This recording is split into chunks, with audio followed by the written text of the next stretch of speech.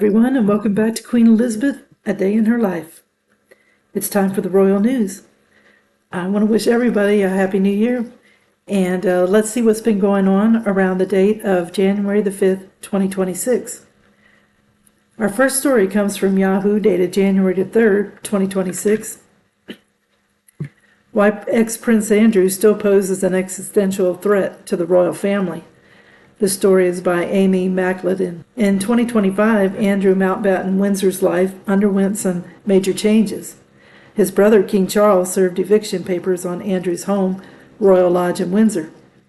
The former Duke of York's royal titles were also removed, and reports suggested he would be moving to a shoebox-sized property in 2026. According to the royal experts, Andrew still poses an existential threat to the royal family, despite his demotion.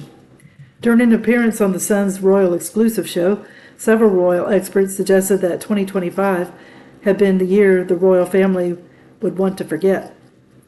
Royal commentator Alyssa Anderson told the outlet that Andrew's saga, which involves the association with convicted sex offender Jeffrey Epstein, was the #1 royal scandal of 2025. I think it got to the top billing because this story has been here for 15 years, Anderson explained. Royal expert Simon Vieger countered, telling the publication, "The allegations around Epstein are so disgraceful," he continued. "Obviously, Andrew denies that he was involved in that, but the whole thing is so toxic." Noting that the Andrew saga had dragged on for so long, Vieger shared, "It's an existential threat to the monarchy when you have something that disgraceful so close to the crown." Anderson called 2025 a devastating year for the royal family, particularly as the newly released correspondence between Andrew and Epstein shows clearly his total lack of judgment. As a result, the ex-Duke of York had been caught out in a lie on a global scale. It seems likely that the royal family will be ready to move on from the drama that consumed them in 2025.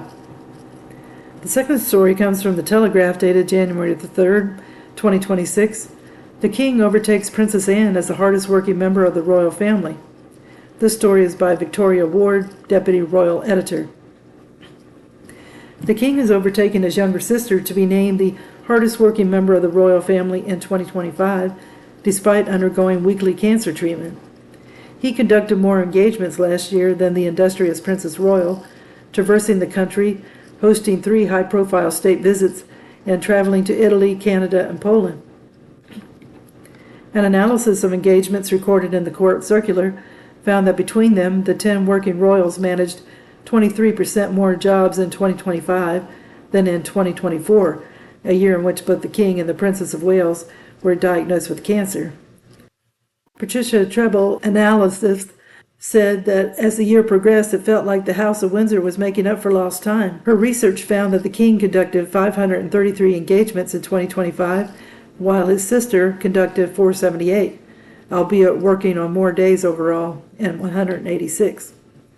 Following closely behind were the Duke and Duchess of Edinburgh, with 313 and 235 respectively.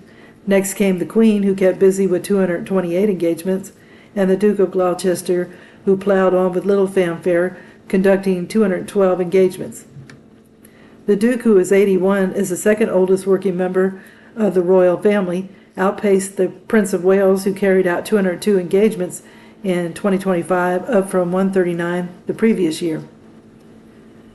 The Duchess of Gloucester, 79, managed 113, while the Duke of Kent, 90, conducted 77 engagements in the year he lost his wife, the Duchess of Kent, who died at 92 in September. The Princess of Wales, who revealed at the beginning of the year that she was in remission from cancer, conducted 68 public engagements.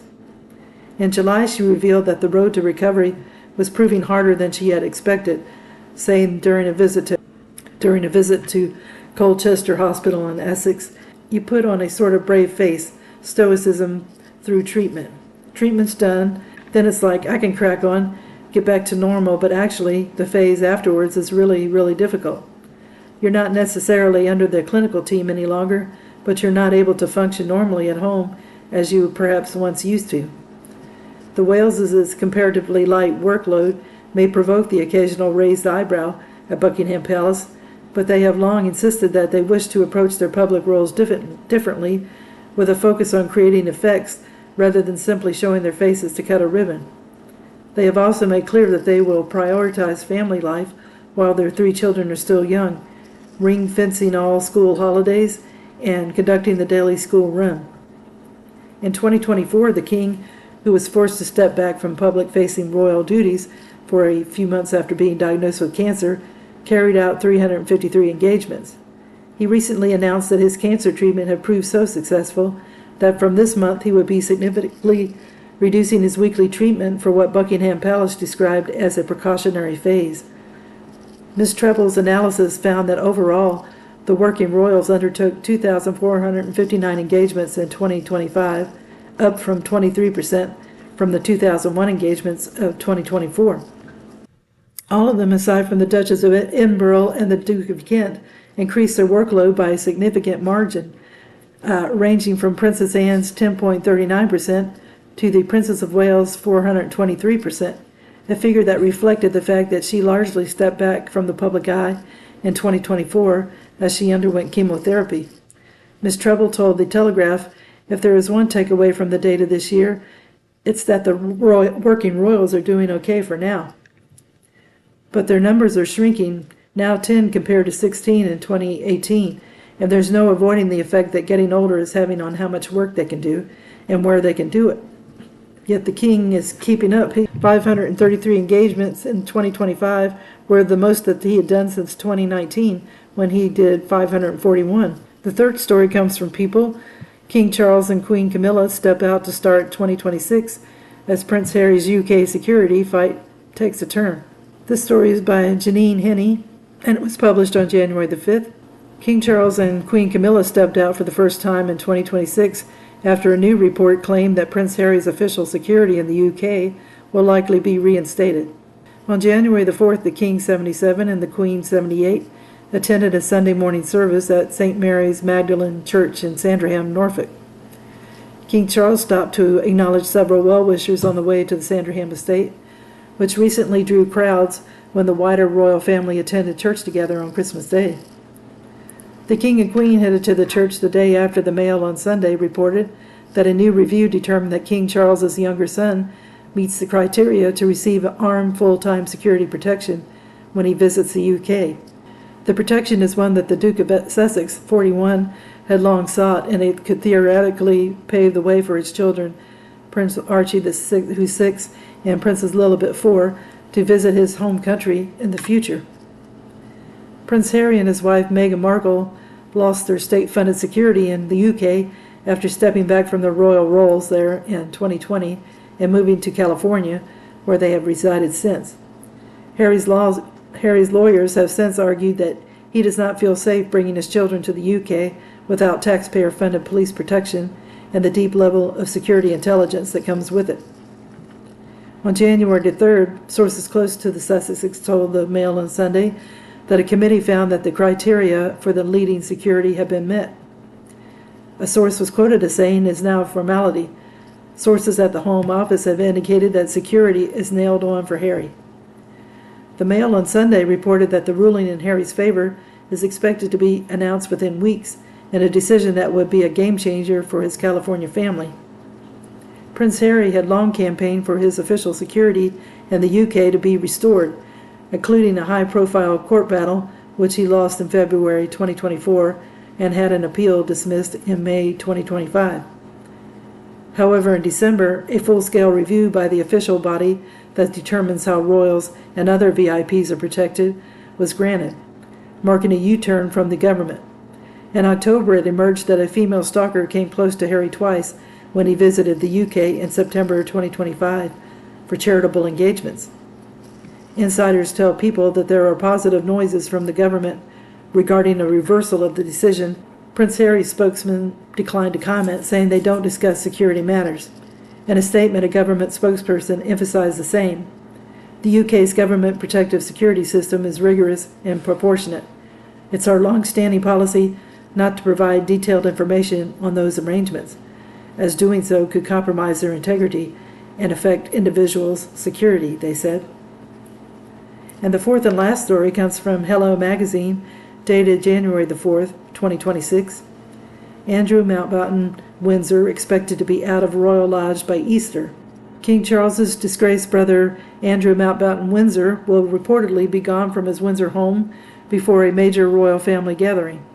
After being stripped of his remaining titles in late 2025, the former prince is set to leave Royal Lodge, where he has lived for more than 20 years, in a matter of months. According to the Daily Mail, Andrew will be out of his lodging by Easter time. The royals traditionally spend the Easter holiday at Windsor Castle together each year, with a Sunday service at St. George's Chapel, which Andrew last attended in 2025 alongside his ex-wife, Sarah Ferguson. The disgraced royal will reportedly not move abroad, but rather relocate to Sandringham, Norfolk. Sandringham is a county estate long cherished by the royals, where they famously spend the Christmas time together. The reported contender for Andrew's new home is Marsh Farm. However, it may not be ready for the royal to move in ahead of the Easter deadline. The property reportedly needs much work done before it's ready to be lived in, potentially leaving Andrew without a place to stay for a short while. Regarding the Norfolk move, a source explained to the Daily Mail there may be an interim measure needed as the royal is suspected to have moved out of Royal Lodge by the Easter holidays, relocating to Sandringham. Andrew will be given safe harbor on his brother King Charles's Sandringham estate in the coming months. Marsh Farm is on the estate, but still located 7 miles from the main house. The property is a significant downsizing from Andrew's Royal Lodge, which boasts 30 rooms. Meanwhile, Marsh Farms has 5 bedrooms, 2 reception rooms, and a kitchen. The royals are hoping to draw a line under the Andrew Mountbatten Windsor controversy in 2026. He's expected to move out of his Royal Lodge home in Windsor for a more modest property on the King's private Sandringham estate, royal author Robert Jugson tells us. Whether it ends the lurid speculation about him, only time will tell, but it is doubtful. So I'm going to end the video here. Well, I hope you enjoyed the video, and if you haven't subscribed, if you could do so, it would help the channel to grow, as well as giving it a thumbs up. It's all a great help. And if you haven't clicked on the notification bell, if you could do that, it lets you know when a video is posted. More importantly, I want to wish everybody a good day, and I hope that 2026 will be a great one for us all. And tune in again soon for another episode of Queen Elizabeth, A Day in Her Life, The Royal News. Thank you. Bye.